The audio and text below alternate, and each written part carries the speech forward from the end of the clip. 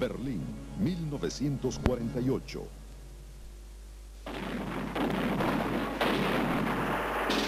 I believe that we are going to get along with the Russian people very, very well. The Iron Curtain has descended across the country. And resolute action. I shall go to Korea. I am not and never have been a member of the Communist Party. We shall pay any price, bear any burden, support any friend, oppose any foe. Hell no! We won't go! We believe that peace is at hand. Will be regarded as an assault on the vital interests of the United States. We understand each other better, and that's a key to peace.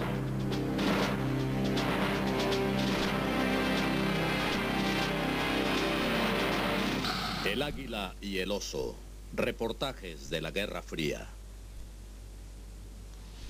Lugar y fecha de origen, Berlín, 1948. La ciudad de Europa que más orgullo inspiraba está ahora en ruinas. Testimonio del poder de los nazis durante 12 años y su posterior caída. Berlín, la capital nazi, había sido el objetivo de los aliados durante la Segunda Guerra Mundial. Alcanzarla representaba el triunfo absoluto.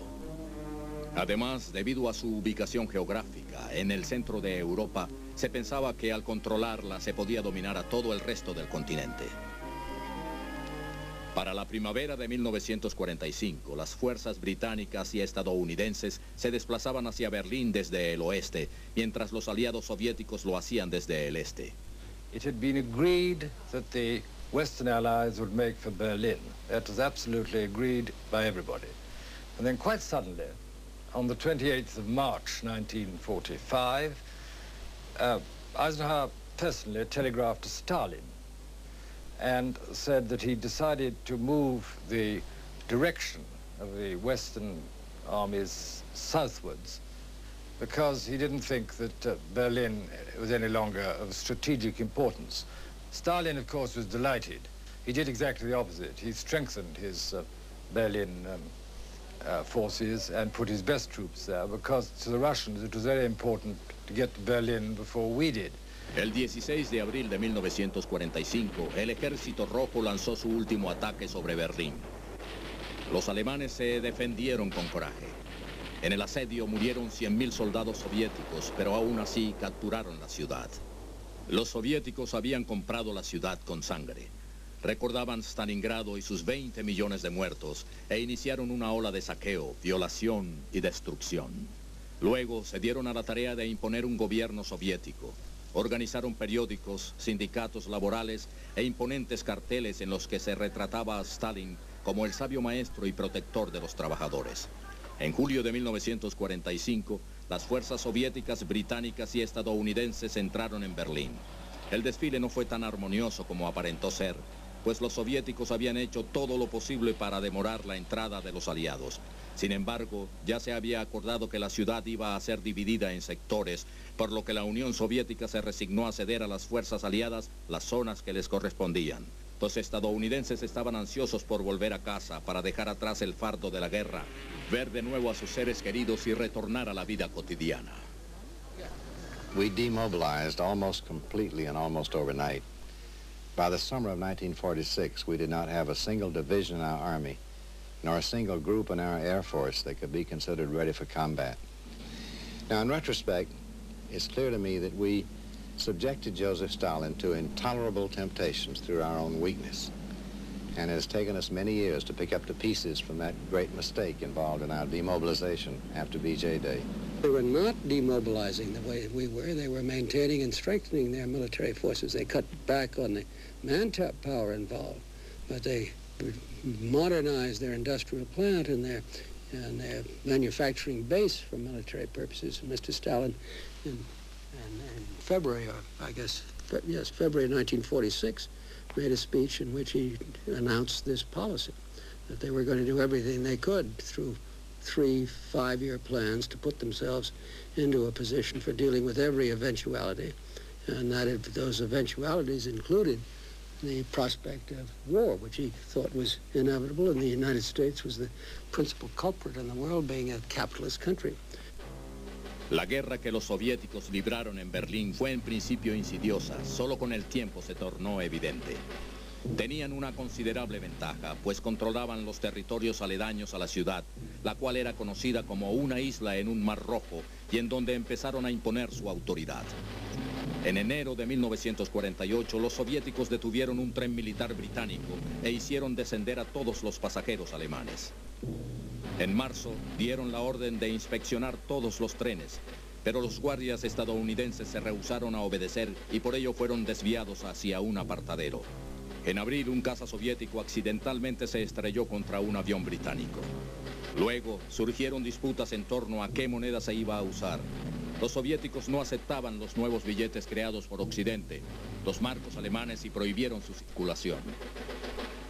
El 24 de junio de 1948, la fisura entre los que fueron aliados durante la guerra se tornó evidente y se dio un inicio al bloqueo. Los soviéticos cerraron las vías férreas y caminos que comunicaban a la ciudad. El hambre se apoderó de Berlín, que necesitaba 15.500 toneladas de alimento y combustible por día. When the Soviets instituted the blockade, it created a very serious problem for it. It was a thoroughly reprehensible act on their part. And his 2 major military advisors, the one in Europe and the one here, both recommended a course of action. And that is that he armor plate a train, place our most elite military personnel on there, arm it with the greatest firepower that any train had ever had, and send that train through to Berlin. If it got through to Berlin, we would have broken the blockade. If the Soviets stopped it, then it would be regarded as an act of war, and we would be in it with the Soviet Union. There was a meeting, a large meeting of about 20 of us, the chiefs of staff, State Department people, the secretaries.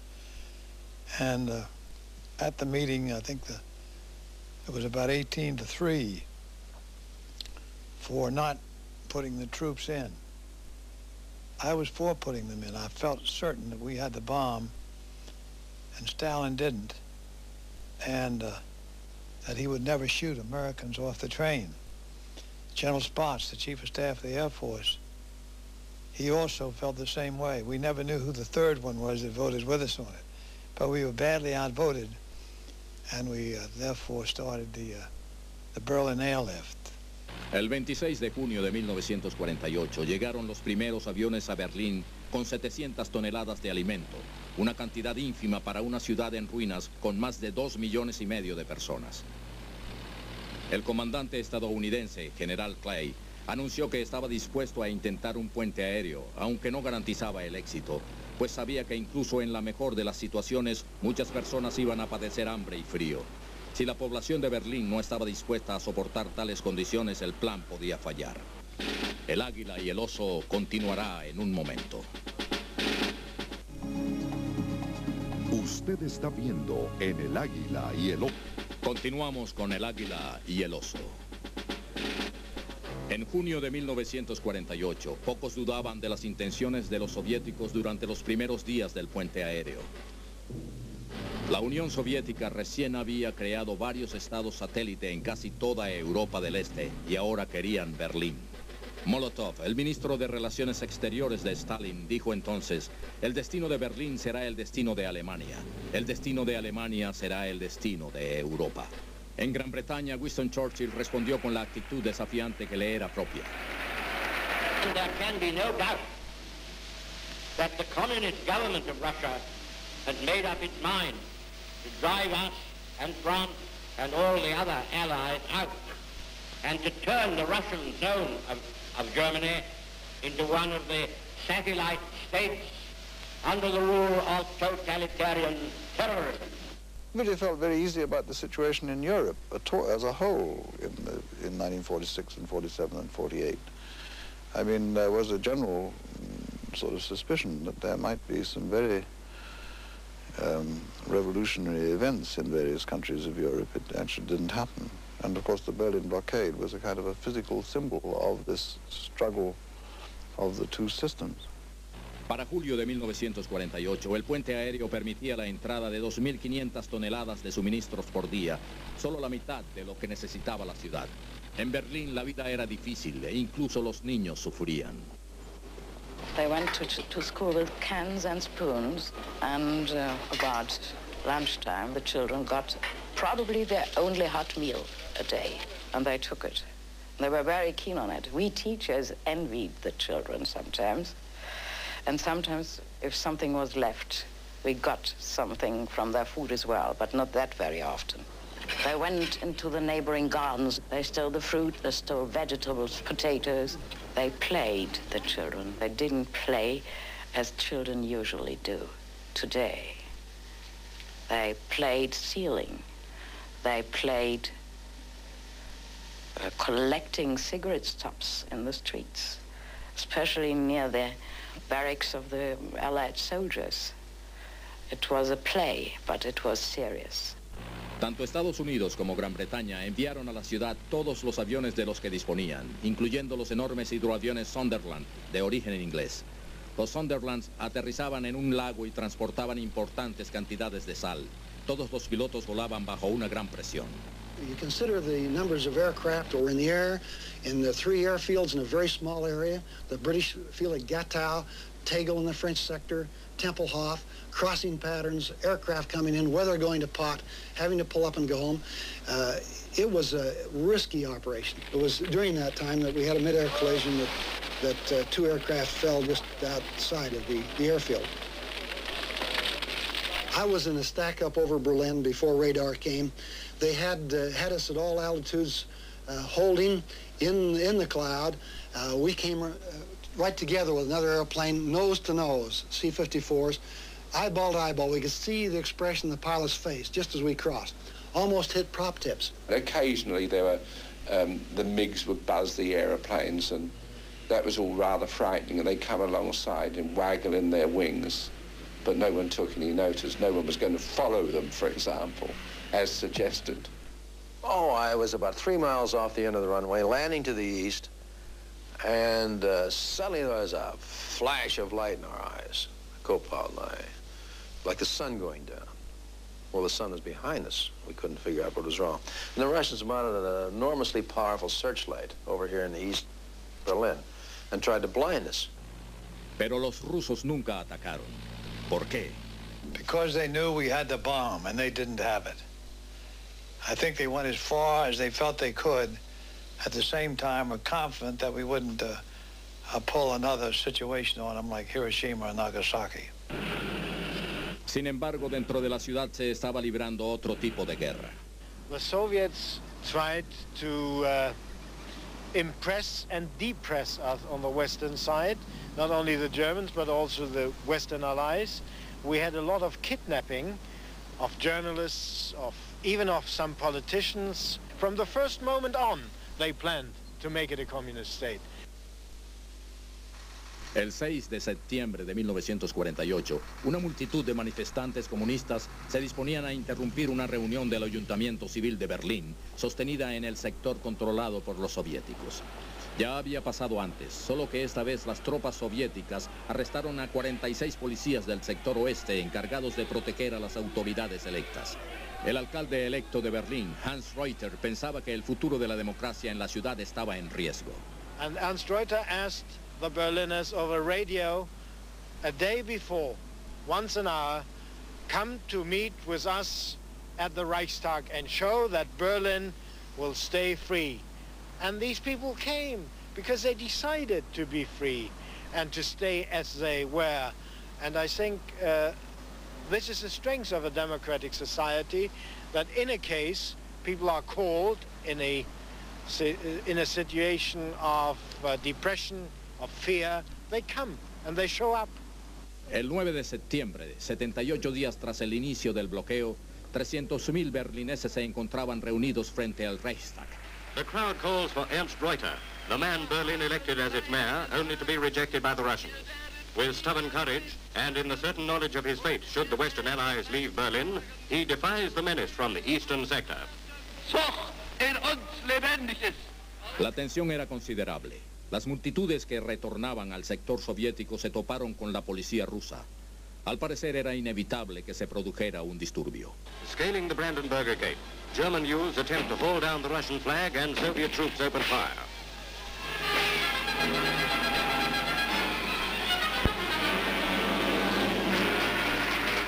Russian bullets kill 1 person and wound 30, including the youth who tore down the flag.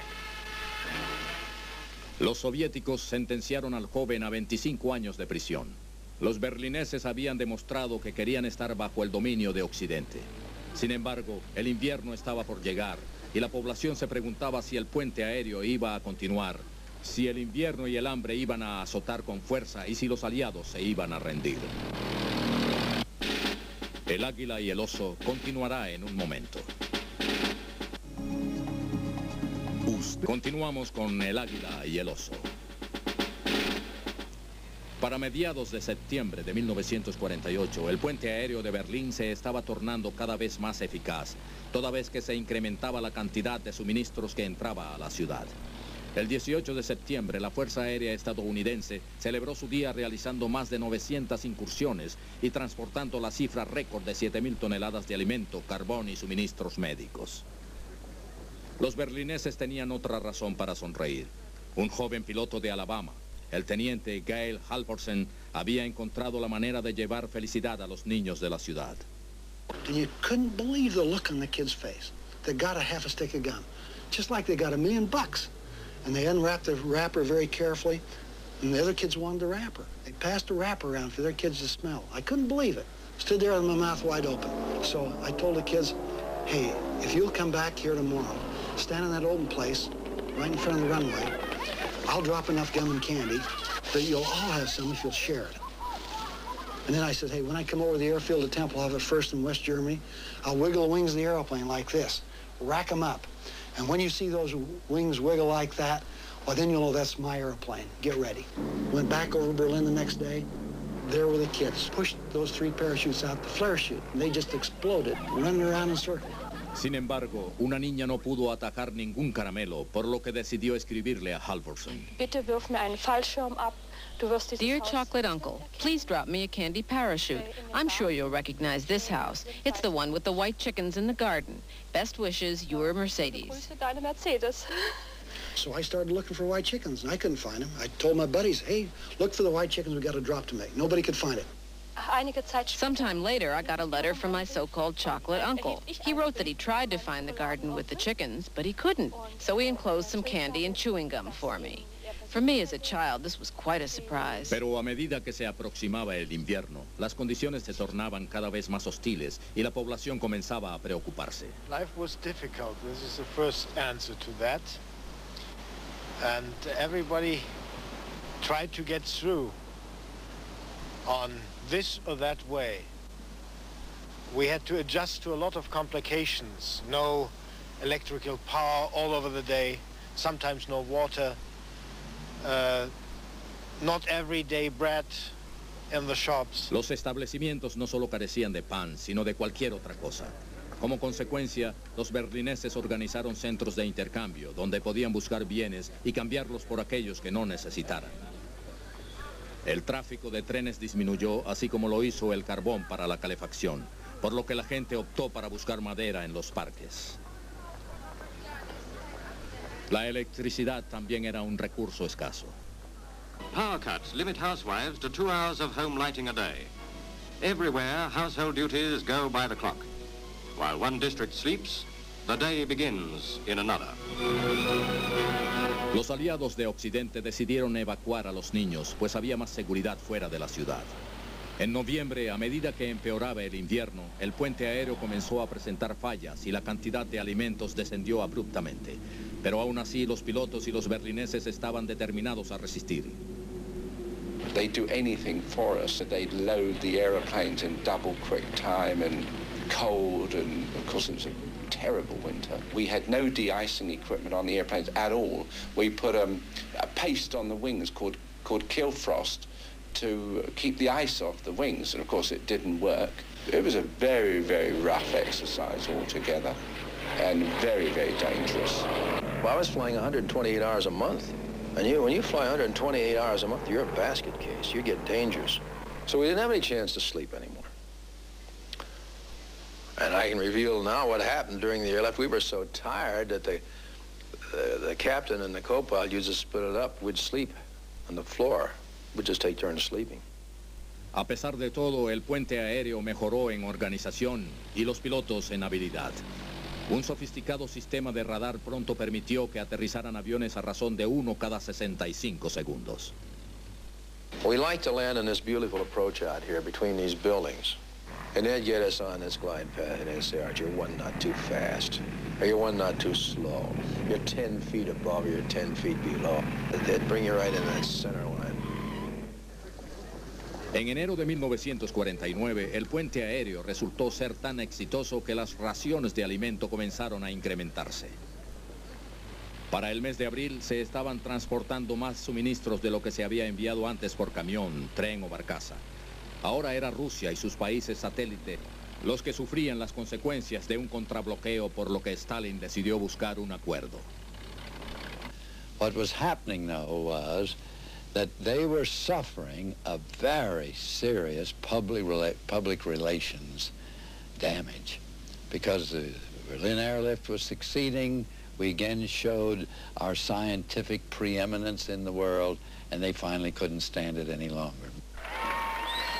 En la medianoche del 12 de mayo de 1949, los soviéticos levantaron el bloqueo y permitieron la entrada de los primeros automóviles a la ciudad. En un puesto de inspección en Berlín, las multitudes saludaban a los que pasaban. An American pressman wins the race into the city with a 100-mile-an-hour dash, completing the journey from Helmstedt in quarter the normal time. Habían pasado 11 meses desde que la Unión Soviética decidió tratar de sacar de Berlín a las fuerzas de Occidente. Esta vez, Estados Unidos y sus aliados habían forzado a los comunistas a retroceder sin que estallara una guerra. Era una victoria importante en la prolongada lucha entre el águila y el oso.